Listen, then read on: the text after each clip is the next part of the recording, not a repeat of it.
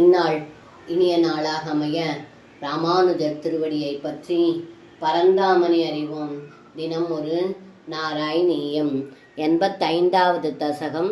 ஜராசந்தன் வதமும் தர்மநந்தன் ராஜசூய வேள்வியும். ததோ மகத பூபிருதா சிரநிரோத சங்லேசிதம் சதாட்டகயுதாயுதத்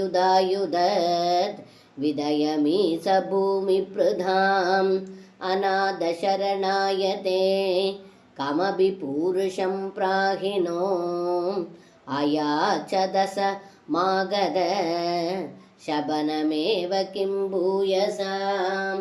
இந்த பாடலுக்கு அர்த்தம்: ஏ குருவாயூரப்பா, ஜராசந்தன் என்னும் மகத மன்னன் 20,800 அரசர்களை வெகு நாட்களாக சிறைப்பிடித்து துன்புறுத்தி வந்தான்.